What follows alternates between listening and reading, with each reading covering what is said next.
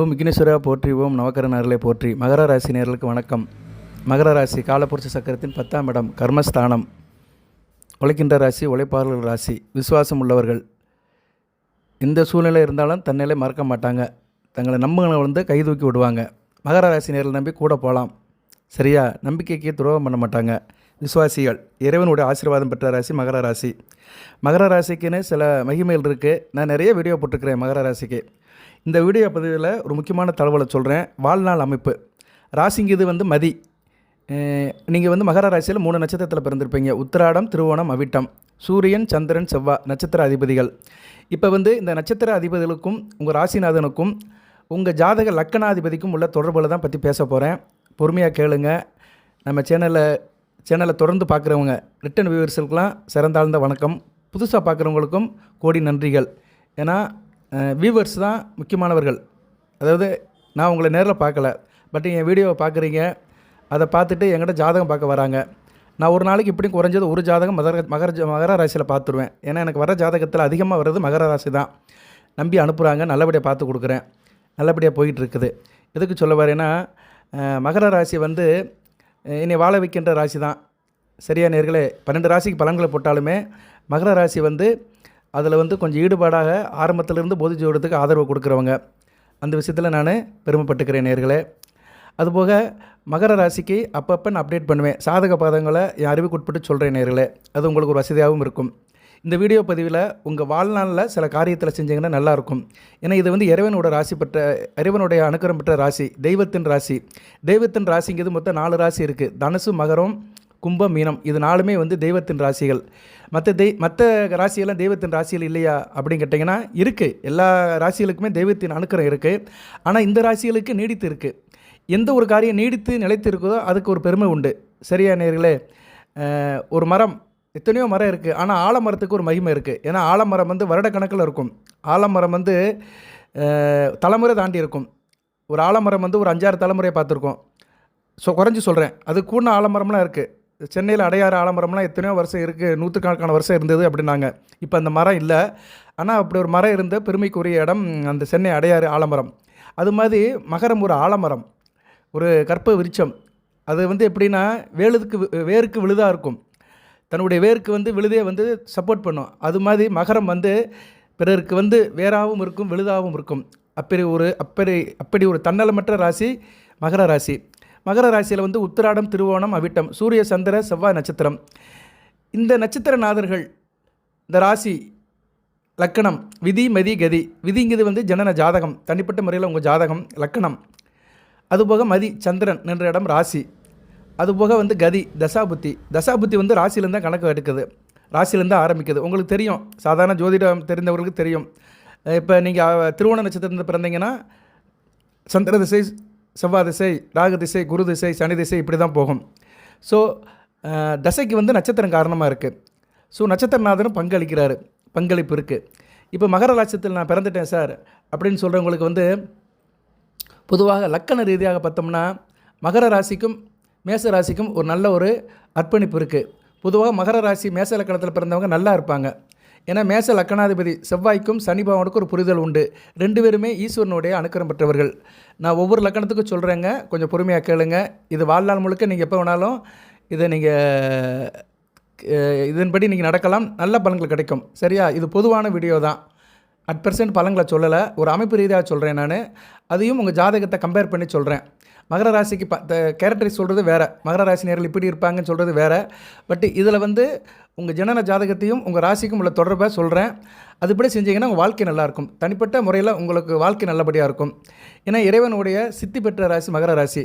ஆமாம், அதுக்கு என்ன சார் விஷயம் அப்படின்னா, சனி பகவான் 2 வருஷத்துக்கு ஒரு தடவை தான் நகர்வார். மெதுவாக போகிற கிரகம் தான். அதுபோக அவர் எந்த வீட்டில் இருந்தாலுமே நல்ல பலன்களை நீடித்து கொடுப்பார்.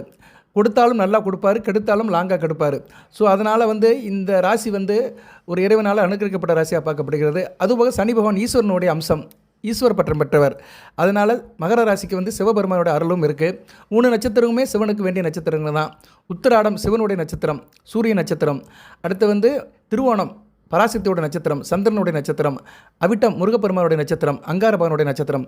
ஸோ திருவோணம், அவிட்டம், மகரம் 3மே சிவன் சம்பந்தப்பட்ட நட்சத்திரங்கள். மகர ராசினியர்கள் சனிக்கிழமை சிவன் கோயிலுக்கு போகிறதே அருமருந்துங்க.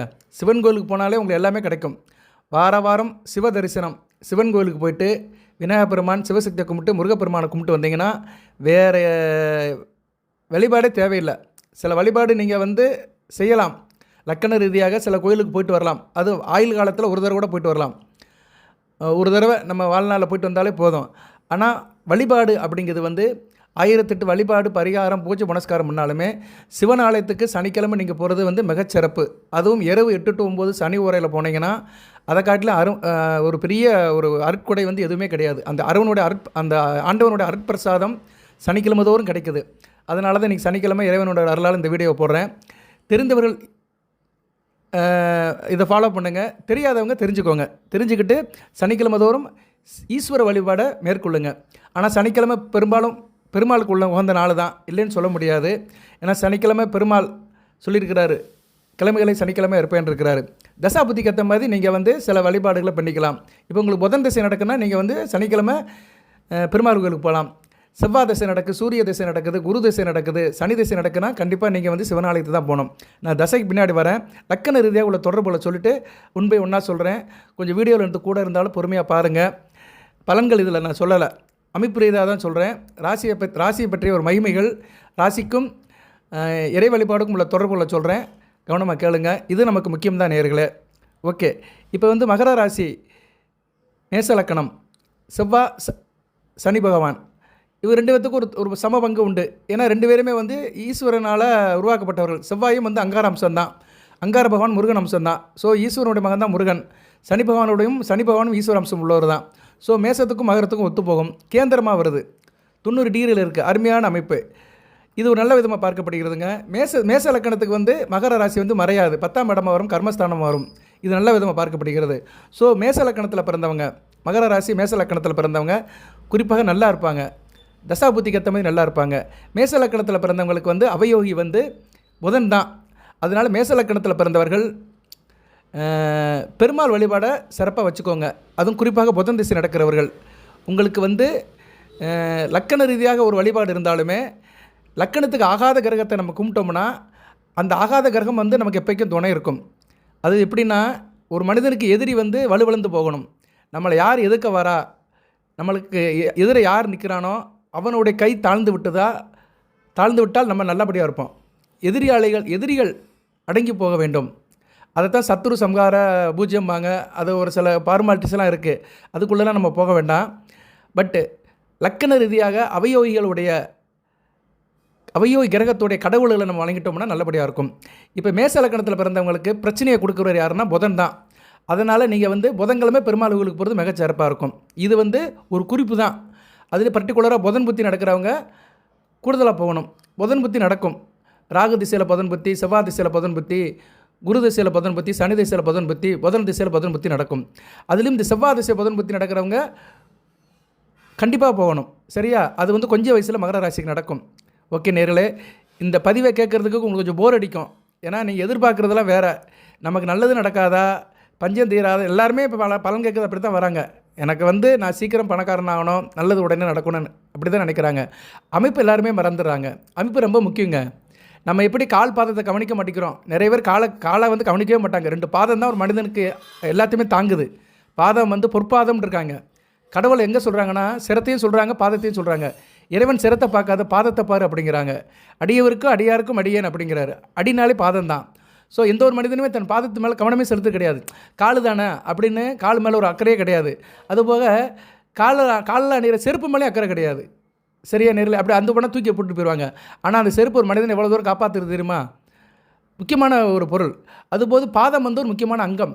அந்த பாதத்துக்கு உடையாளமாக இருக்கிறவர் தான் சனி பகவான். சனி பகவானாலே பாதம் தான். முழங்காலு கீழே தான் சனியுடைய ஆதிக்கமே இருக்குது. நம்ம உடம்புல உடல் அவயங்களை எடுத்துட்டோம்னா சனி பகவான் முழங்காலு கீழே தான் இருக்கிறார், அவருடைய அமைப்பே. ஸோ மகர ராசியில் பிறந்தவர்கள் கால்களை ரொம்ப கவனிக்கணும். காலில் எந்த பிரச்சனை இருந்தாலும் உடனே கவனிக்கணும். கால்களை நல்லபடியாக வச்சுக்கணும். பர்டிகுலராக பாதத்தை நல்லபடியாக பேணி காக்க வேண்டும். நம்ம பாதத்தை பேணி காத்தா தான் இறைவனுடைய அந்த பொற்பாதத்தை நம்மளால் அடைய முடியும். ஸோ பாதம் ரொம்ப முக்கியம். சரியா நேர்களே, இறைவனுடைய சரணாகதி அடையணும்னா அவன் பாதத்தை பிடிக்க வேண்டும். சிவனுடைய கால்களை சிக்கு நின்று பிடித்து கொண்டேன். அது மாதிரி நீங்கள் பொற்பாதம் பணிய வேண்டும் நேர்களே. சரியா? அதுக்கு உங்கள் பாதத்தை நீங்கள் கவனமாக வச்சுக்கோங்க. ரைட்டு. அடுத்து வந்து மேச லக்கணத்தை பற்றி பேசிகிட்டு இருந்தேன். மேச லக்கணத்துக்கு வந்து அதிபதி செவ்வாய் தான். செவ்வாய் உடைய அணுக்கரை வேணும். நான் மேச லக்கணத்தில் பிறந்திருக்கேன் சார் மகர ராசியில் அப்படின்னா நீங்கள் வந்து செவ்வாய் சம்மந்தப்பட்ட கோயிலுக்கு போகணும். செவ்வாயோடைய ஸ்தலம் ஒரு 3 இடம் இருக்குது. அதை சொல்கிறேன். தெரியாதவர்கள் தெரிஞ்சுக்கோங்க. தெரிஞ்சவர்கள் வந்து அது அங்கே போயிட்டு வாங்க. போயிட்டு வந்தவர்களுக்கு சிறப்பான நன்றி. ஏன்னா ஆல்ரெடி நான் போயிட்டு வந்துட்டேன் சார் அப்படின்னா ரொம்ப நன்றி தான். செவ்வாய் திருத்தலம் எங்கே சார் இருக்குது அப்படின்னு பார்த்தோம்னா செவ்வாய் கோடாங்கநல்லூர் இருக்குது. நவ கைலாசம் திருநெல்வேலி மாவட்டத்தில், அங்கே போகலாம். சரியா? இல்லைன்னா திருக்கோளூர் போகலாம். நவ திருப்பதி இருக்குது. திருக்கோளூருக்கு போகிறது ரொம்ப நல்ல விதமாக பார்க்கப்படுகிறது. ஸோ 2 ஊர் இருக்குது, கோடாங்கநல்லூர், திருக்கோளூர். 2மே வந்து தாமிரபரணி ஆற்றை ஒட்டி தான் இருக்குது. சவுத் சைடில் இருக்கிறவங்க சிறப்பாக பார்க்கப்படுகிறது. வட மாவட்டத்தில் இருக்கிறவங்க வந்து இங்கே போகலாம்னா வைத்தீஸ்வரன் கோயில் போகலாம். சரியா? டெல்டா மாவட்டத்தில் வைத்தீஸ்வரன் கோயில் இருக்குது. அங்கே போகிறதும் உங்களுக்கு சிறப்பாக தான் பார்க்கப்படுகிறது. சரி நேயர்களே, அடுத்து வந்து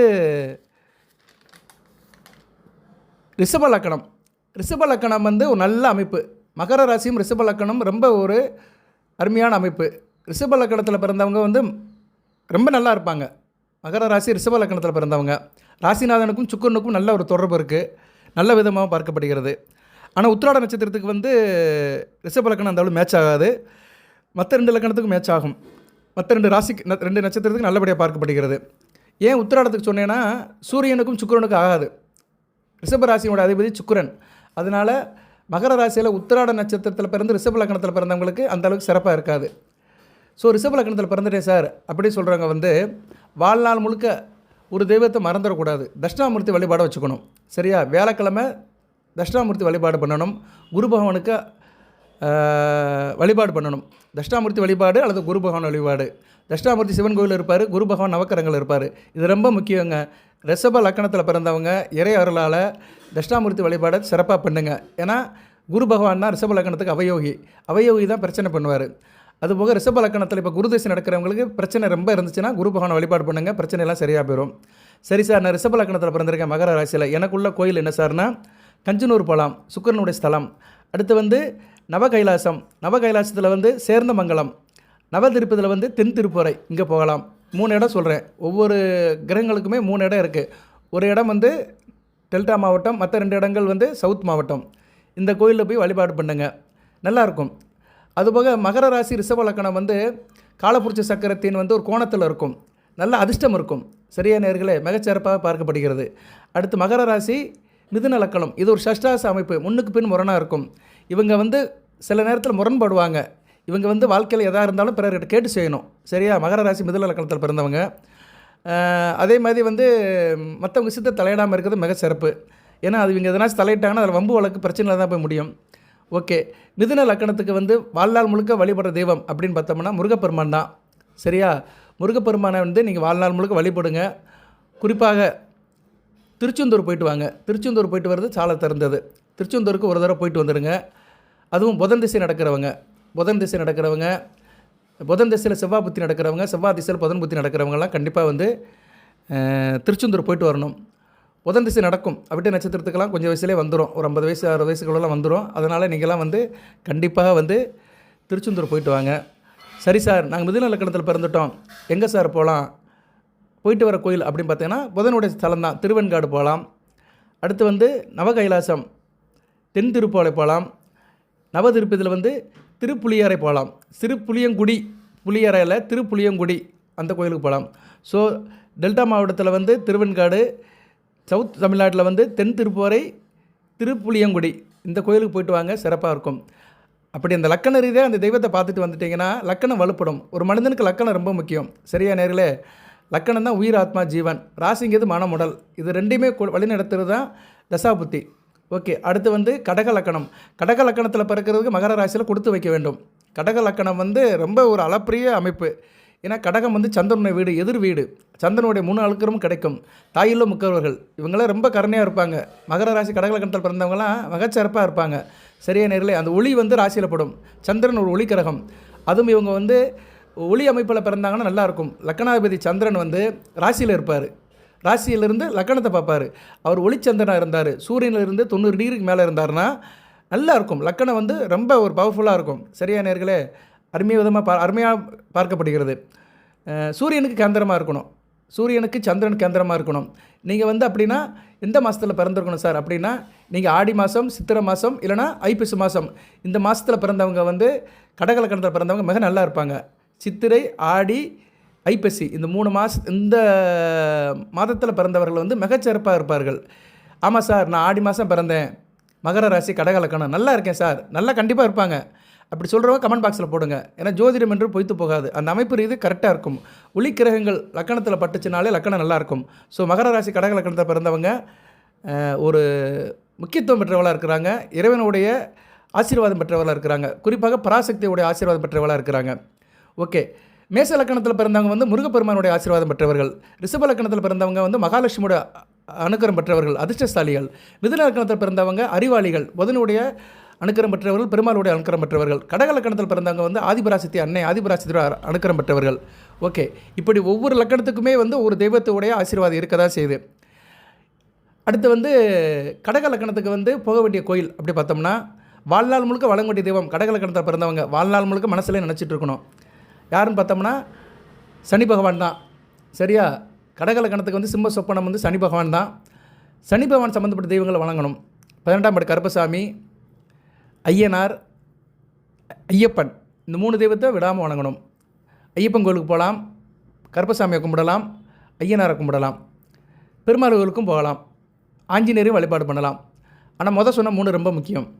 அடுத்து வந்து கடக லக்கணத்தில் பிறந்திருக்கிறாங்க, இவங்க போக வேண்டிய ஸ்தலம் அப்படின்னு பார்த்தோம்னா டெல்டா மாவட்டத்தில் வந்து சந்திரன் ஸ்தலம், சேரன் மகாதேவி, நவ கைலாசம், நவ திருப்பதி வந்து நத்தம், இது வந்து தென் மாவட்டத்திற்கு. அங்கே டெல்டா மாவட்டத்தில் பார்த்தோம்னா திங்களூர் போகலாம், திங்களூரில் சந்திரனுடைய ஸ்தலம் இருக்குது, சிவனாலயம் தான். ஓகே, அடுத்து சிம்ம லக்கணத்துக்கும் மகர ராசிக்கு வந்து ஒரு சஷ்டாச அமைப்பு. இவங்க கொஞ்சம் முரண்பட்டு தான் இருப்பாங்க. இந்த மிதுன லக்கணம் மாதிரி சிம்ம லக்கணம் முரண்பட்டு இருப்பாங்க. மிதுனாச்சும் ஓரளவு பரவாயில்ல, சிம்மமும் மகரமும் ஒத்து போகாது. சரியா நேர்களே, இவங்க வந்து கொஞ்சம் அண்டர்ஸ்டாண்டிங் கம்மியாக இருக்கும், உடன்பாடு கம்மியாக இருக்கும், இன்டகிரேஷன் இருக்காது, இணைப்பு ரீதியாக யார்கிட்ட ஒத்து போக மாட்டாங்க. இருந்த போதிலும் சூரியனுடைய அனுக்கிரம் பெற்றவர்கள், சிவனுடைய ஆசீர்வாதம் பெற்ற லக்கணம் வந்து சிம்ம லக்கணம். ஸோ சிம்ம லக்கணத்தில் பிறந்தவர்கள் யாரை சார் வழிபாடு பண்ணணும் வாழ்நாள் முழுக்க அப்படின்னு பார்த்தோம்னா, நீங்கள் வந்து நான் சொன்னதான் கடக லக்கணத்துக்கு சொன்னதான் ஐயப்பன், 12ஆம் படி கருப்பசாமி, ஐயனார் 3 பேர்த்தையும் கும்பிடலாம், ஆஞ்சநேயரும் வழிபாடு பண்ணலாம். ஸோ சிம்ம லக்கணத்துக்கு வந்து அவயோகி வந்து சனி பகவான் தான். ஸோ சனி பகவானுடைய அனுக்கிரம் பெற்ற தெய்வங்கள், சனி பகவானுக்குன்னு உள்ள தெய்வங்கள், சனி பகவானுடைய அருமை பெருமைகளை சார்ந்த தெய்வங்கள் ஐயப்பன், 12ஆம் படி கருப்பசாமி, ஐயனார், இந்த 3 தெய்வத்தை கும்பிடலாம், ஆஞ்சநேயரும் வழிபாடு பண்ணலாம். ஓகே, சிம்ம லக்கணத்தில் பிறந்தவங்க வந்து சூரியநாராயணர் கோயிலுக்கு போகலாம். சூரியநாராயணர் கோயிலுக்கு போகிறது ரொம்ப நல்லது, டெல்டா மாவட்டத்தில் இருக்குது. அடுத்து நவகைலாசத்தில் வந்து பாபநாசம், நவ திருப்பதியில் வந்து ஸ்ரீவைகுண்டம், இந்த ஸ்தலத்துக்கு போகலாம். திருச்சிக்கு தெற்க இருக்கிறவங்க இங்கே போங்க, மதுரை மாவட்டத்திலேருந்து இங்கிட்டு இருக்கிறவங்க, மதுரை மாவட்டம், ராமநாதபுரம் மாவட்டம், சிவகங்கை மாவட்டம், இப்படி இங்கிட்டு சவுத் சைடில் இருக்கிறவங்கலாம் நவகைலாசம், நவ திருப்பதிக்கு போங்க. அங்கிட்டு நார்த்தில் இருக்கிறவங்கெல்லாம் டெல்டா மாவட்டத்துக்கு போங்க. சரியா நேர்களே, அதனால் இந்த கோயிலுக்கு தான் போகணுன்னு கிடையாது, எந்த கோயிலுக்கு வேணாலும் போகலாம். பட் அது வந்து அந்த கிரகத்தோடைய அனுக்கிரம் பெற்ற கோயிலாக இருக்கணும். அதை தான் வருஷப்படுத்துகிறேன், இது ரொம்ப முக்கியம். நீங்கள் வந்து இப்போ சிம்ம லக்கணத்தில் பிறந்திருக்கீங்கன்னா கண்டிப்பாக இந்த கோயிலுக்கு ஒரு தடவை போயிட்டு வந்துட்டிங்கன்னா வாழ்க்கை நல்லாயிருக்கும். உங்களுக்கு என்ன தசாபதி நடந்தாலும் சரி, கோச்சார பலன்கள் எப்படி இருந்தாலும் சரி, ஏழரைச்சனி நடந்தாலும் சரி, அஷ்டமச்சனி எதாக இருந்தாலும் சரி, நல்லபடியாக இருக்கும். அந்த லக்கணம் தான் கடைசி வரைக்கும் வாழ வைக்கும். ஏன்னா லக்கணம் தான் ஒரு மனிதனுக்கு ரொம்ப முக்கியம். ராசி கட்டத்தில் அனைத்து கட்டத்துக்கும் தொடர்பு உடையது லக்கணம் மட்டும்தான். லக்கணத்தினுடைய ஒளி தான் எல்லா ராசியிலும் படுது. ஒருத்தவங்க வந்து நல்லா இருக்கிறாங்கன்னா லக்கணம் நல்லா இருக்கும், லக்கண ஒளி வந்து எல்லா இடத்துலையும் படும். 6 to 12 மறைவுங்கிறாங்க. ஏன்னா 6ஆம் இடம், 8ஆம் இடம், 12ஆம் இடம் லக்கணத்தை மறைஞ்சிரும். அதனால தான் லக்கண ஒளி எல்லா ராசிலையும் படுற மாதிரி இருக்கணும். அதனால தான் லக்கணத்தில் குரு அல்லது புதன் இருக்கணுங்கிறாங்க. இந்த இல்லைன்னா சுக்கிரன் இருக்கணுங்காங்க. ஒளிக்கிரகங்கள் இருந்துச்சுன்னா லக்கணம் வந்து ரொம்ப அருமையாக இருக்கும். அது மாதிரி பௌர்ணமி சந்திரன் லக்கணத்தில் இருந்தாலுமே நல்லபடியாக இருக்கும். சரியா? ஸோ இப்படி வந்து லக்கணம் வந்து ரொம்ப சிறந்தது. லக்கணத்தின்படி தான் அனைத்தும் நடக்கும். சரியா நேர்களே? அந்த லக்கணத்துப்படி தான் சொல்கிறேன் நான். இதை வந்து நீங்கள் கொஞ்சம் எடுத்துக்கோங்க, நல்வழியிலே எடுத்துக்கோங்க. இந்த காரியத்தை பண்ணுங்க. நானே நிறைய வீடியோவில் சொல்லுவேன், சில பரிகாரம் வழிபாடெல்லாம் சொல்லுவேன். வீட்டில் இருந்து செய்கிற மாதிரி தான் சொல்லுவேன். அக்கம் பக்கத்து கோயிலுக்கு போயிட்டு வாங்கன்னு தான் சொல்லுவேன். அப்படி இருந்து நானே வந்து இந்த ஆலயங்களுக்கு தான் போங்கன்னு சொல்கிறது வந்து உங்கள் நல்லத்துக்காக தான் சொல்கிறேன். இந்த லக்கணத்தில் பிறந்தவங்க கண்டிப்பாக ஒரு தடவைனாச்சும் அந்த கோயிலுக்கு போயிட்டு வந்துடுங்க. அடுத்து வந்து கன்னியா லக்கணம் மகர லக்கணம் மாதமும் செய்ய வேண்டும். கோணம் மகர ராசி கன்னியா லக்கணம் மாதமும் செய்ய வேண்டும். நல்ல தவம் செஞ்சவங்க, இறைவனோட அருள் பெற்றவங்க, சித்தி பெற்றவங்க தான் கன்னியா லக்னத்தில் பிறப்பாங்க. அற்புதமான அமைப்பு. ஒரு பெருங்கோணம், மகாலட்சுமியுடைய கடாட்சியம் முழுமையாக கிடைக்கும். வாழ்நாள் முழுக்க நல்லா இருப்பாங்க. ஆமாம் சார், நான் மகர ராசி, கன்னியா லக்னம், சனி தசை நடக்குது, நல்லா இருக்கிறேன் அப்படின்னு சொல்கிறவங்க கமெண்ட்ஸில் போடுங்க. கண்டிப்பாக நல்லாயிருக்கும். மகர ராசி கன்னியா லக்னத்தில் பிறந்தவங்களுக்கு சனி திசை அருமையான பலன்களை கொடுப்பார். சனி பகவான் மிகச்சிறப்பான பலன்களை கொடுப்பார். சரியா நேர்களே? அந்த அமைப்பை வந்து கண்டிப்பாக அவர் செய்வார். ஓகே, கன்னியா லக்னத்துக்கு வந்து அவயோகி வந்து யார்? முருகப்பெருமான் தான், அங்காரகன் தான். அதனால் கன்னியா லக்னத்தில் பிறந்தவங்க வந்து முருகப்பெருமான் வழிபாடு பண்ணணும். செவ்வாய்க்கிழமை தோறும் கந்தசை கவசம் படிக்கணும், முருகப்பெருமான் கோயிலுக்கு போய்ட்டு வரணும். அக்கம் பக்கத்தில் போய்ட்டு வாங்க. ஆனால் லக்கண ரீதியாக எங்கே சார் போகலாம் அப்படின்னு பார்த்தோம்னா திருவெண்காடு போகணும். ஏன்னா அது வந்து புதனுடைய வீடு. திருவெண்காடு போகலாம். இல்லைனா நவகைலாசம், தென் திருப்பூரை போகலாம். நவதிருப்பதில் வந்து திருப்புளியங்குடி போகலாம். இந்த 3 இடத்துக்கும் ஒரு தடவை போய்ட்டு வந்துடுங்க. வாழ்நாளில் ஒரு தடவை கன்னியா லக்னத்தில் பிறந்தவங்க போய்ட்டு வந்துடுங்க. அடுத்து வந்து துலா லக்னம். இது ஒரு நல்ல அமைப்பு தான். பெருமாளுடைய அனுக்கிரம் பெற்ற அமைப்பு. ஒரு பெருங்கேந்திரம். மகர ராசி துலாம் லக்னம் அருமையான அமைப்பு. உங்கள் ராசியாதிபதிக்கும் லக்கணாதிபதிக்கும் நல்ல அமைப்பு. ராசியாதிபதி உச்சம் மாறுகிற இடம். அதனால் துலா லக்னம் மகர ராசியில் பிறந்தவங்க நல்லா இருப்பாங்க. ஆனால் தசாபுத்தி நல்லா வரணும். இவங்களுக்கு தசாபுத்தி சரி வராது. ஏன்னா அடுத்தடுத்து வர திசையெல்லாம் அவயோக திசையாக வரும். சூரிய திசை நல்லா இருக்காது துலாம் லக்னத்துக்கு. சந்திர திசையும் நல்லா இருக்காது. செவ்வாய் திசையும் சிறப்பாக இருக்காது. அதுக்கடுத்து ராகு திசை வேணால் ஒரு நல்லாயிருக்கும். குரு திசையை போட்டு வறுத்து எடுத்துரும். ஸோ அதனால் துலா லக்னத்தை பிறந்தவங்களாம் ரொம்ப கஷ்டப்படுவாங்க. பிற்பகுதியில் நல்லா இருப்பாங்க. வாழ்க்கையில் பிற்பகுதியில் நல்லா இருப்பாங்க. சில பேருக்கு வேணால் நல்லாயிருக்கும் வழியே மேஜராக வந்து சில பேருக்கு ரொம்ப ஒரு பிரச்சனையாக தான் இருக்கும். அதனால் துலாம் லக்னத்தில் பிறந்தவங்க கண்டிப்பாக சுக்கிரனுடைய அனுக்கிரம் பெறணும். கண்டிப்பாக நீங்கள் கஞ்சனூர் போங்க. சரியா? கஞ்சனூர் போங்க. வாழ்நாளில் ஒரு தடவை கஞ்சனூர் போய்ட்டு வாங்க. இல்லைனா நவகைலாசம் சேர்ந்தமங்கலத்துக்கு போய்ட்டு வாங்க. அங்கே போய் இறைவனை கும்பிட்டு வாங்க. நவதிருப்பதி வந்து தென் திருப்பூரைக்கும் போய்ட்டு வரலாம். ஓகே நேர்களே, துலாம் லக்னத்துக்கு வந்து அவயோகி வந்து பார்த்தோம்னா குரு பகவான் தான். அதனால் துலா லக்னத்தில் பிறந்தவங்க வந்து தட்சிணாமூர்த்தி வழிபாடு சிறப்பாக செய்யணும். அந்த சிவ வழிபாடு பண்ணணும். மகர ராசியில் சிவன் வழிபாடு ரொம்ப சிறந்தது. இருந்தபோதிலும் துலா லக்னத்தில் பிறந்தவங்க சிவனை விடக்கூடாது. வியாழக்கிழமை தோறும் சிவபெருமானை கும்பிடணும். வியாழக்கிழமை நான்வெஜ் சாப்பிடாமல் சுத்தமாக இருந்தீங்கன்னா கூடுதல் சிறப்பு. துலா லக்னத்துக்கும் வியாழக்கிழமைக்கும் ஒரு முக்கியமான தொடர்பு இருக்குது. ஒவ்வொரு லக்னத்துக்கும் ஒவ்வொரு கிழமை இருக்குது. அதை நான் மறுபடியும் சொல்கிறேன். நான் நிறைய சொல்லலாம். மகர ராசியை சுற்றி நிறைய சொல்லலாம். இது வந்து உங்கள் ராசி பலன் சொல்லலை, உங்கள் கேரக்டரை நான் சொல்லலை, பண்புகளை சொல்லலை. உங்கள் ராசிக்கும் நீங்கள் பிறந்த ஜாதகத்தில் உள்ள லக்கணத்துக்கும் உள்ள தொடர்பை சொல்கிறேன்.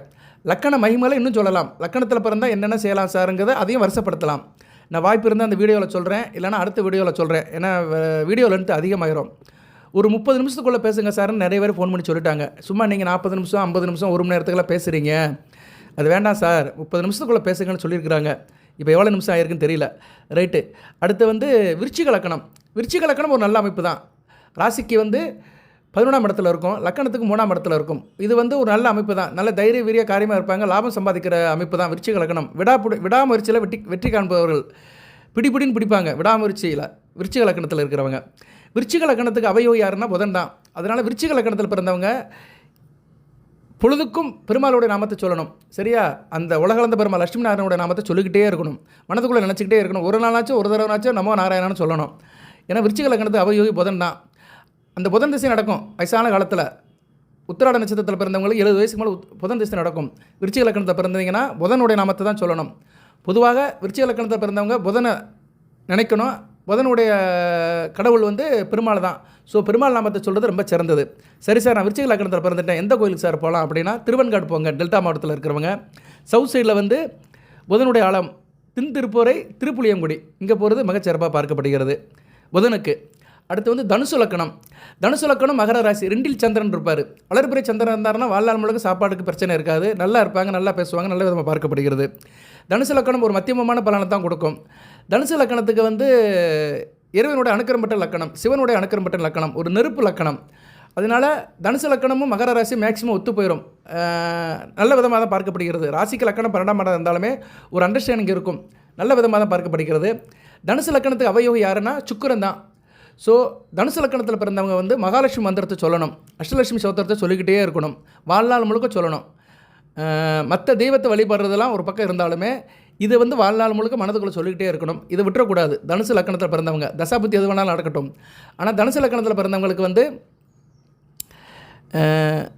சுக்கிரதசை வரப்போகிறது கிடையாது. இது கொடுத்து வைத்தவர்கள் இவர்கள். ஏன்னா சுக்கிரதசை வந்து மகர ராசியில் வயதான காலத்தில் தான் வரும்.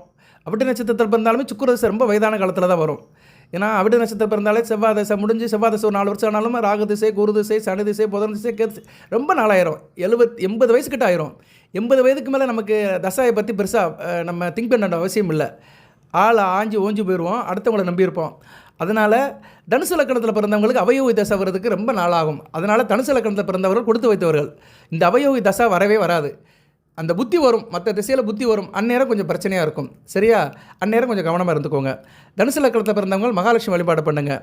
போக வேண்டிய கோயில் அப்படின்னு பார்த்தோம்னா கஞ்சனூர் போங்க. தனுசு லக்கணம் வந்து குரு பகவானுடைய அனுக்கிரம் பெற்ற லக்கணம். ஸோ குரு ஸ்தலங்கள் பார்த்தோம்னா நவ கைலாசத்தில் பார்த்தோம்னா நவகைலாசம் குரு மொரப்பநாடு. எஸ், நவகைலாசம் மொரப்பநாடு. நவ திருப்பதி வந்து ஆழ்வார் திருநகரி. சரியா? ஆழ்வார் திருநகரி நம்மாழ்வார் சன்னதி. ஓகே, நவகைலாசம் மொரப்பநாடு, ஆழ்வார் திருநகரில் வந்து நம்மாழ்வார் சன்னதி, அது நவ திருப்பதியில் இருக்குது. ஓகே, டெல்டா மாவட்டத்தில் எங்கே சார் இருக்குது அப்படின்னு பார்த்தோம்னா டெல்டா மாவட்டத்தில் ஆலங்குடி. சரியா? ஆலங்குடி வந்து குருஸ்தலமாக பார்க்கப்படுகிறது. இங்கெல்லாம் நீங்கள் போயிட்டு வரலாம். ஓகே நேரில் இங்கே தேனி மாவட்டத்தில் குருவித்தோரம் கூட இருக்குது, அங்கேயும் போகலாம். சரியா? பார்த்துக்கலாம்.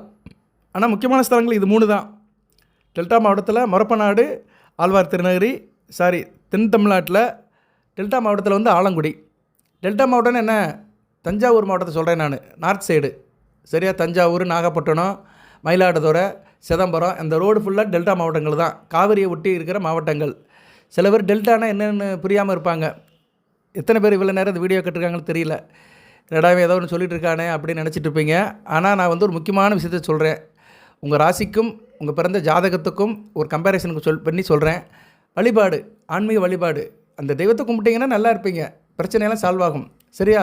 வாழ்க்கையில் ஒரு தடவை அந்த இறைவனோட அனுக்கிரத்தை பெறுங்க. அடுத்து வந்து மகர ராசி, மகர லக்கணம். ஒரே ராசி ஒரே லக்கணம். மகர ராசிக்கு மகர லக்கணத்துக்கு அவயோகி வந்து சூரிய சந்திரர்கள் தான். அதனால் சிவனாலயத்துக்கு போகணும். நீங்கள் எப்போயுமே சிவசக்தி வழிபாடு பண்ணணும். பர்டிகுலராக சூரிய நமஸ்காரம் பண்ணணும். சூரிய வழிபாடை அதிகமாக வச்சுக்கணும். அதுபோக வந்து மகர ராசியில் வந்து சனி பகவானுடைய ஆதிக்கம் பெற்ற அமைப்பு, ராசியும் லக்கணமும். சனி பகவான் திருநள்ளாறு போகலாம். அடுத்து வந்து நவ கைலாசத்தில் வந்து ஸ்ரீ வைகுண்டம் போகலாம். நவ திருப்பதியில் வந்து திருக்குழந்தை போகலாம். ஸோ சனி பகவான் அனுக்கிரம் பெற 3 கோயிலுக்கு போகலாம். நீங்கள் மகர ராசி மகர லக்கணத்தில் பிறந்தவங்க திருநள்ளாறு, இல்லைன்னா ஸ்ரீ வைகுண்டம், இல்லைன்னா திருக்குழந்தை, இந்த ஸ்தலங்களுக்கு போய் அங்குள்ள கடவுளை வணங்கிட்டு வந்தீங்கன்னா மகர லக்கணத்தில் பிறந்தவங்களுக்கு மிகச்சிறப்பாக பார்க்கப்படுகிறது. அடுத்து கும்ப லக்கணத்துக்கு அவயோகி வந்து சூரியன் தான். மகர லக்கணத்துக்கு சொன்னது அப்படியே தான். சரியா? சூரிய சந்திரர்கள் தான் வருவாங்க. ஸோ சந்திரனுடைய நாமத்தை சொல்லணும். நீங்கள் அன்னை ஆதிபராசக்தி வழிபாடு பண்ணணும். பௌர்ணமி தோறும் கிரிவலம் போகணும், காளியம்மனை கும்பிடணும். சரியா நேரில் கும்ப லக்கணத்தில் பிறந்தவங்க வாழ்நாள் முழுக்க செய்யணும்.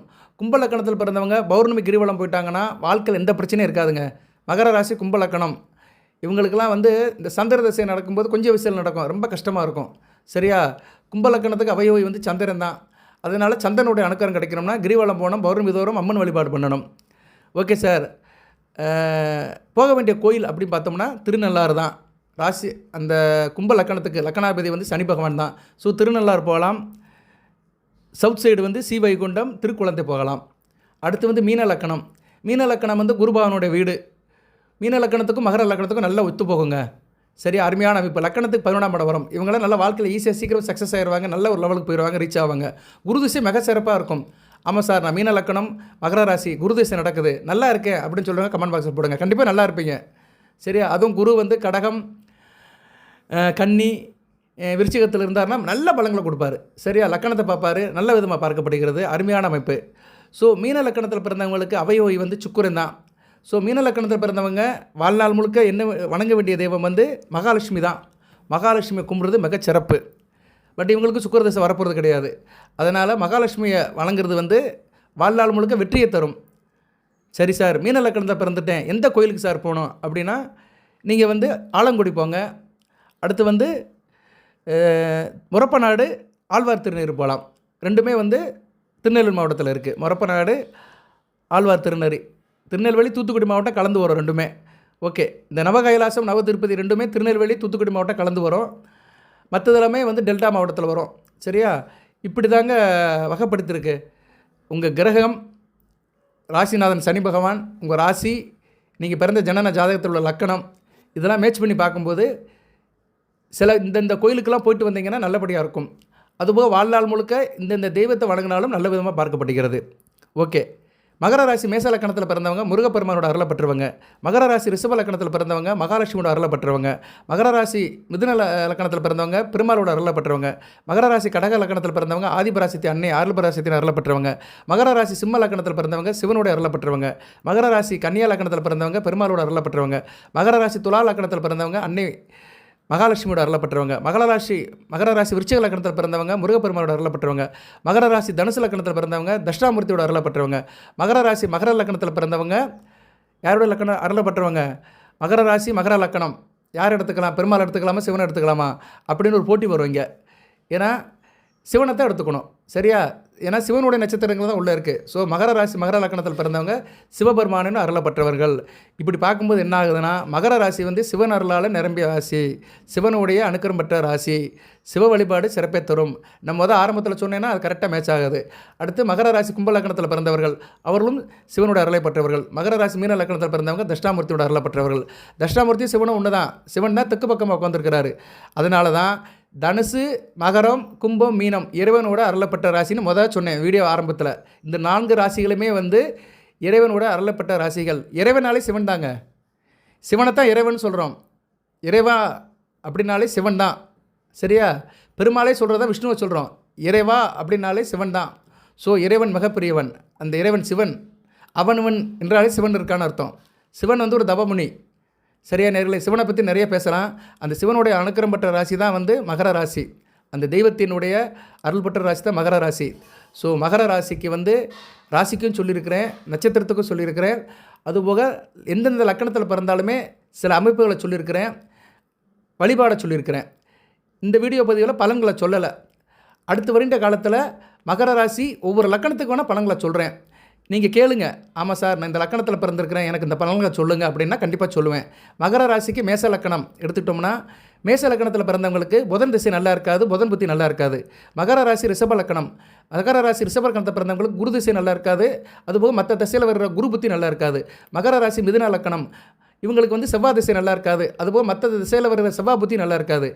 அதுபோக மகர ராசி கடக லக்கணம், இவங்களுக்கு வந்து சனி தசையும் நல்லா இருக்காது, சனி புத்தியும் நல்லா இருக்காது. அதாவது புத்தி வந்து எல்லா இதுலேயுமே வரும், தசை வந்து ஒரு தடவை தான் வரும், சரியா? இப்போ சனி மகா தசைனா வாழ்க்கையில் ஒரு தடவை 19 வருடம் நடக்கும். ஆனால் சனி புத்தி வந்து மற்ற தசையிலையும் வந்து கோஆர்டினேட் பண்ணும். குரு தசை நடந்தாலும் சனி புத்தி வரும். அப்படி எல்லா கிரகங்களுமே புத்தியில் வரும். மகர ராசி சிம்ம லக்கணத்தில் பிறந்தவங்களுக்கு வந்து சனி திசை நல்லா இருக்காது, சனி புத்தி நல்லா இருக்காது. மகர ராசி கன்னியா லக்கணத்தில் பிறந்தவங்களுக்கு செவ்வாய் திசை நல்லா இருக்காது, செவ்வாய் புத்தி நல்லா இருக்காது. மகர ராசி துலா லக்கணத்தில் பிறந்தவங்களுக்கு குரு திசை நல்லா இருக்காது, குரு புத்தி நல்லா இருக்காது. மகர ராசி விருச்சிக லக்கணத்தில் பிறந்தவங்களுக்கு புதன் திசை நல்லா இருக்காது, புதன் புத்தி நல்லா இருக்காது. மகர ராசி தனுசு லக்கணத்தில் பிறந்தவங்களுக்கு சுக்கிர திசை நல்லா இருக்காது, சுக்கிர புத்தி நல்லா இருக்காது. மகர ராசி மகர லக்கணத்தில் பிறந்தவங்களுக்கு சூரிய சந்திர தசா புத்திகள் நல்லா இருக்காது. மகர ராசி கும்ப லக்கணத்தில் பிறந்தவங்களுக்கு சத்தியமாக 100% சந்திர திசை சந்திர புத்தி நல்லா இருக்காது. மகர ராசி மீன லக்கணத்தில் பிறந்தவங்களுக்கு சுக்கிர திசை சுக்கிர புத்தி நல்லா இருக்காது. ஓகே சார், நீ வந்து இப்படி சொல்லிட்ட, நான் இந்த லக்கணத்தில் பிறந்திருக்கிறேன், நான் மகர ராசி கடக லக்கணம், எனக்கு வந்து சனி திசை நல்லா இருக்கான்னு சொல்லிட்டேன். நீ மகர ராசி கடக லக்கணம், ஆமாம் சனி திசை நல்லா இருக்கான்னு சொல்லிட்டீங்க. ஏன்னா சந்திரனுக்கு சனி பவன் எதிரி தான். மகர ராசி கடக லக்கணத்துக்கு சந்திர திசை நல்லா இருக்காது. நான் வந்து இப்போ எனக்கு சந்திர திசை நடக்குது, கொஞ்சம் வயசில் நடக்கும். உத்திராட நட்சத்திரத்தில் பிறந்தவங்க கொஞ்சம் வயசில் நடக்கும் சந்திர திசை. என்ன சார் பண்ணணும் அப்படின்னா சந்திர வழிபாடு தான் பண்ணணும், சரியா நேர்களே? சந்திரன் ராசியில் இருப்பார், வளர்பிறை சந்திரனாக இருக்கணும். அடுத்து ஒரு ஆப்ஷன் சொல்கிறேன், அதையும் சொல்கிறேன். நான் மகர ராசி துலா லக்கணத்தில் பிறந்திருக்கேன் சார். குருதிசை நடக்குது, 50 வயசுக்கு மேலே ஆகுது, எனக்கு 50 வயசுக்கிட்ட ஆகுது. நான் இப்போ 35 வயசுலேருந்து 50 வயசுக்குள்ளே குருதிசை நடக்கும், ஓரளவு மத்தியம வயதில் நடக்கும். துலா லக்கணத்தில் பிறந்திருக்கேன், மகர ராசி. குருதிசை 16 வருஷம் என்னை பாடாப்படுத்துமா அப்படின்னா அப்படியும் கிடையாது. குரு வந்து லக்கண ரீதியாக சில இடத்துல இருக்கணும், சரியா? லக்கண ரீதியாக வந்து அவர் வந்து உபசேன சாணத்தில் இருந்தாலும் நல்ல பலன்களை கொடுப்பாரு. குரு வந்து 3ஆம் இடம். இந்த அவயோகிகள் வந்து லக்கண ரீதியாக 3, 6, 11 இருந்தாங்கன்னா தான் தசையில் நல்ல பலன்களை கொடுப்பாங்க. இப்போ உதாரணத்துக்கு மகர ராசி துலா லக்கணம், குரு வந்து தனுசில் இருக்கலாம், இல்லைனா மீனத்தில் இருக்கலாம், இல்லைனா 11ஆம் இடம் சிம்மத்தில் இருக்கலாம். இந்த 3 இடத்துல இருந்தார்னா குரு திசை வந்து அந்தளவுக்கு கெடுபலங்களை கொடுக்காது. ஏன்னா அவர் வந்து மாரகாதிபதி, லக்கணத்துக்கு ஆகாத கிரகம் அவயோகி. அவயோகி கிரகங்கள் வந்து மாரக ஸ்தானத்தில் இருந்தோம்னா மாரகத்துக்கு ஒப்பான கண்டங்களை கொடுப்பாங்க. இதுதான் ஜோதிடத்தில் லாஜிக், சரியா? இப்போ வந்து மகர ராசி துலா லக்கணம், குரு வந்து 2ஆம் இடத்துல விருச்சிகத்தில் இருந்தாலும் அந்த அளவு நல்ல பலன்களை கொடுக்க மாட்டார். சரியா? அதுபோக 3ஆம் இடத்துல இருந்தாலும் ஆட்சி பெறுவார், பிரச்சனை இல்லை. 4ஆம் இடத்துல இருந்தால் நீசமடைவார், பிரச்சனை இல்லை. அவயோக கிரகம் நீசமடைகிறது நல்லதான். துலா லக்கணத்துக்கு மகர ராசியில் குரு இருந்தாரா நல்ல பலன்களை கொடுப்பாரு. ஏன்னா லக்கணத்துக்கு ஆகாத கிரகம் வந்து நீசமடைகிறான். குரு நல்ல கிரகமாக இருந்தாலுமே சில லக்கணங்களுக்கு வந்து நீசம் அடைஞ்சார்னா நல்ல பலன்களை கொடுப்பாரு. ரிஷப லக்கணம் துலா லக்கணங்களுக்கு நீசம் அடைஞ்சார்னா நல்ல பலன்களை கொடுப்பாரு. இப்படியே சொன்னோம்னா அந்த ஒவ்வொரு லக்கணத்துக்கும் சொல்கிற மாதிரி இருக்கும். இது வந்து ஒரு தனி சப்ஜெக்ட்டு. சரியா? மகர ராசியில் ஒவ்வொரு லக்கணத்துக்குமே இந்த லக்கணத்துக்கு வேண்டிய கிரகங்கள் சுபர்கள், அசுபர்கள், அவயோகிகள் 3 இருக்குது. சுபம், அசுபம், யோகி, அவயோகி. இப்போ மகர ராசி மகர லக்கணத்துக்கு சுபர்கள் யார் சார்? நான் மகர ராசி மகர லக்கணம், எனக்கு சுபர்கள் யார் சார் அப்படின்னோம்னா, உங்களுக்கு சுபர் எடுத்துட்டோம்னா புதன் தான். 6, 9 கூடையவன். பாக்கியாதிபதி அவர் தான். ரணரோகாசானாதிபதி அவர் தான். சுக்கிரன் தான் வந்து யோகர். யோகர் வேறு, சுபர் வேறு. யோகர் எப்படி சார் அப்படின்னா, அவர் எப்பயுமே நல்லதான் செய்வார். மகர ராசி மகர லக்கணத்தில் பிறந்தவங்களுக்கு அள்ளி கொடுக்குறவர் சுக்கிரன் தான். ராஜ யோகாதிபதி. சுக்கிரன் கெட்டு போகக்கூடாது. மகர ராசி மகர லக்கணத்துக்கு வந்து அவயோகி யார் சார் அப்படின்னா சூரியன். சூரியன் வந்து மறைஞ்சு இருக்கணும். 3, 6, 11 இருக்கணும். சரியா? மீனத்தில் இருக்கலாம், மிதுனத்தில் இருக்கலாம், விருச்சிகத்தில் இருக்கலாம். இந்த அமைப்பில் சூரியன் இருந்தார்னா மகர ராசி மகர லக்கணத்தில் பிறந்தவங்களுக்கு சூரியன் நல்லது செய்வார். அவங்களுக்கு சூரிய திசை கொஞ்சம் வயசில் வந்துட்டு போயிடும். உத்திராட நட்சத்திரத்துக்கு வரும். திருவோணம் அப்படித்துக்கெல்லாம் சூரிய திசை வரவே வராது. ஸோ இப்படி நிறைய இருக்குது. மகர ராசியில் ஒவ்வொரு லக்கணத்துக்குமே சுபர், அசுபர், யோகர் இவங்களை வச்சு பலன்களை சொல்லலாம். அதுக்கேற்ற மாதிரி தான் தசாபுத்தி பலன்கள் போகும். இது வந்து நிதர்சனமானது. சரியா நேர்களே? இதை தான் ஜோதிடர் பார்த்து உங்கள் பலன் சொல்கிறாங்க. நீங்கள் ஜோதிடருக்கு எடுத்த ஜாதகத்தை கொடுத்துட்டீங்கன்னா அவங்க பார்க்க வேண்டிய வேலையே முக்கியமான வேலை இந்த வேலை தான். இந்த கோச்சார பலன்கள் வந்து ராசிக்கு சொல்கிறது. சரியா? ராசிங்க இது வந்து மனம், உடல். நம்மளுடைய புறத்தோற்றத்துக்கு தான் ராசி. அகத்துக்கு வந்து ஜாதகம் தான். தினன தனிப்பட்ட ஜாதகம் தான். ஸோ அகம் புறம் ரெண்டுமே மனிதனுக்கு தேவைப்படுது. அகத்தில் உள்ளதான் புறத்தில் இருக்குது அப்படிம்பாங்க. சரியா? நம்ம மனம் என்ன நினைக்கிறதோ அதான் செயல்பாடு இருக்கும். ஆனால் மனமும் ராசி சம்மந்தப்பட்டு தான். ஏன்னா ராசிங்கிறது வந்து சந்திரன் நின்றதானே. சந்திரன் மனோகரன் அல்லவா? அதனால் மனமும் உடலும் ராசி சம்மந்தப்பட்டது. தனிப்பட்ட அமைப்புகள் எல்லாமே லக்கணம் சம்மந்தப்பட்டது. ஒன்றுக்கொண்டு பிணைச்சி தான் நேரில் இருக்குது. இது பெருசு அது பெருசு சொல்ல முடியாது. ஜனன ஜாதகமே கோச்சாரத்தை வச்சு தான் எடுக்கிறாங்க. இன்றைக்கி ஒரு குழந்தை பிறக்குது 15/2/2023 ஒரு குழந்தை பிறக்குன்னா இன்றைக்கி வந்து எந்த நட்சத்திரத்தில் பிறக்குன்னா அதுதான் வந்து ஜாதகத்தில் இருக்கும். சரியா? வாழ்நாள் முழுக்க அந்த ஜாதகத்தில் தான் இருக்கும். இன்றைக்கி உத்தர நட்சத்திரத்தில் பிறகு உத்தரம் வந்து கன்னி ராசியில் வரும். சரியா? உங்கள் ராசிக்கு 9ஆம் இடத்துல சந்திரன் இருக்கிறார். பரவாயில்ல, நல்ல அமைப்பு தான். சரியா? இன்றைக்கி தேதிக்கு நல்லா இருக்கும். நாளைக்கு இதை காட்டில் சிறப்பாக இருக்கும். நாளைக்கு வந்து துலாம் ராசிக்கு வந்துடுவார். துலாம் ராசிக்கு வந்துட்டாருன்னா இன்னும் நல்லாயிருக்கும். நாளைக்கு வர மாட்டார், என்ன கழிச்சு வருவார். ஏன்னா உத்தரம், அஸ்தம், சித்திரை இப்படி தான் போகும். எதுக்கு சொல்ல வரேன்னா கோச்சார பலன்களை தான் ஜனன ஜாதகமாக கன்வெர்ட் ஆகுது. ரைட் நேர்களே? நிறைய தகவல் இருக்குது. நான் பேசிக்கிட்டே இருப்பேன். ஒவ்வொரு மகர ராசிக்கு ஒவ்வொரு லக்கணத்துக்குமே ஒரு 3 மணி நேரம் பேசலாம் குறைஞ்சது. ஏன்னா ஒரு லக்கணத்துக்குமே ஒவ்வொரு கிரகங்கள் எந்த இடத்துல இருந்தால் என்ன பலன்களை கொடுக்கும் அது வந்து அமைப்பு ரீதியாக. அதுபோக அந்த தசாநாதர்கள் எடுத்து பேசலாம். இப்போ மகர ராசி மேச லக்கணம் குரு திசை நடக்கு சார், இல்லைனா ராகு திசை நடக்கு, குரு திசை நடக்குன்னா குரு மேச லக்கணத்துக்கு எங்கெங்கே இருந்தாரோ என்ன பலன்கள் கொடுப்பாரு. அதுக்கடுத்து மகர ராசி மேச லக்கணம் சனி திசை நடக்குது, சனி எங்கெங்கே இருந்தாரோ என்ன பலன்கள் கொடுப்பாரு. அதுபோல் அந்த புத்திநாதர்கள் எடுத்தும் பேசலாம். இப்படி ஒவ்வொரு டாப்பிக்காக எடுத்து பேசிக்கிட்டே போகலாம். பட் வந்து நமக்கு வந்து அதை டைம் அதிகமாகும். சரியா நேர்களே? அடுத்தடுத்து போடுறேன் நான், நீங்கள் விருப்பப்பட்டீங்கன்னா போடுறேன். ஏன்னா உங்களை நான் ஏமாற்றக்கூடாது. இப்போ மகர ராசிக்குன்னு நான் ஒரு லக்கணத்துக்கு மட்டும் எடுத்து பேசினேன்னா மற்ற லக்கணத்தில் பிறந்தவங்களுக்கு அது தேவைப்படாமல் இருக்கும். அதனால தான் நான் எல்லாத்தையும் கலந்து பேசுகிறேன். சரியா? எல்லா லக்கணத்தையும் கலந்து பேசுகிறேன். அப்போ தான் உங்களுக்கு வந்து அது பொது உடைமையாக இருக்கும், ஃபுல்ஃபில் ஆகும். ஏன்னா இவன் மேச லக்கணத்தை மட்டும் பேசிகிட்டு இருக்கானே, மற்ற லக்கணத்தை சொல்லலைன்னா உங்களுக்கு ஒரு வருத்தம் வரும். அதனால தான் நான் வந்து பொதுவாக பேசிட்டு போயிடுது. ஆனால் ஆணித்தரமாக பேசணும்னா ஒரு லக்கணத்துக்கு எடுத்து தனிப்பட்ட முறையில் பேசணும். அது வந்து ஒரு சாராருக்கு மட்டும்தான் சேரும். மகர ராசியில் மேச லக்கணத்தில் பிறந்தவங்களுக்கு மட்டும்தான் சேரும். மற்றவங்க வீடியோ பார்த்தாங்கன்னா உங்களுக்கு பிரயோஜனம் இருக்காது. என்னடா சம்மந்தமெல்லாம் பேசுகிறானே அப்படின்னு நினைப்பீங்க. அதனால தான் நான் கொஞ்சம் பொதுவாக பேசிகிட்டு இருக்கிறேன். சில நேரங்களில் சில லக்கணங்களுக்கு நான் தனிப்பட்ட முறையில் வீடியோ போடுறேன், பாருங்கள். சரியா நேரங்களே? பாருங்கள். அதனால தான் நிறைய பேர் லக்கணத்துக்கு போட மாட்டேங்கிறாங்க.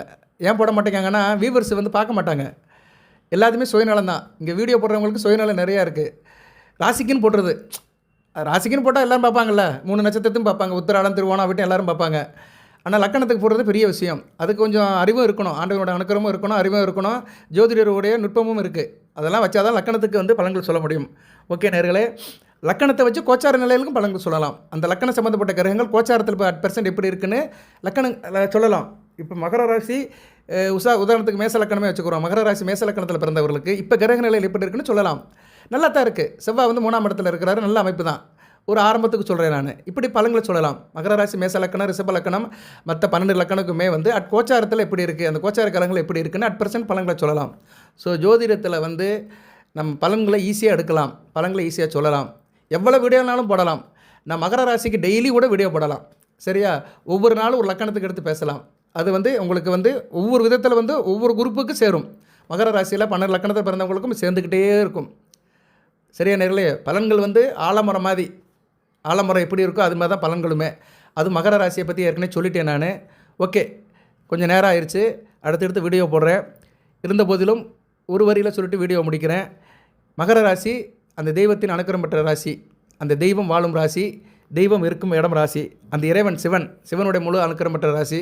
சிவராத்திரி வருகிற 29ஆம் தேதி நினைக்கிறேன். ஆமாம், பிப்ரவரி 29 என்னன்னு தெரியல, நான் இன்னும் வீடியோ போடலை.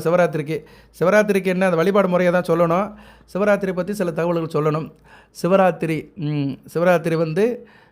26ஆம் தேதி வருது, மன்னிக்கவும், பிப்ரவரி 26 புதன்கிழமை வருது. அன்று சிவ வழிபாடு பண்ணுங்கள். வாழ்த்துக்கள் நேயர்களே. எல்லாமல்ல இறைவன் மகர ராசி நேயர்களுக்கு சில சௌபாகியத்தையும் சில ஐஸ்வர்யத்தையும் சில நன்மையிலையும் கொடுப்பார். அனைத்து வளங்கள் நலங்களை பற்றி தேக ஆரோக்கியத்துடன் தீர்க்காயலுடன் நீடோடி வாழ்க, நிறைந்த வளம் பெறுக. நன்றி நேயர்களே.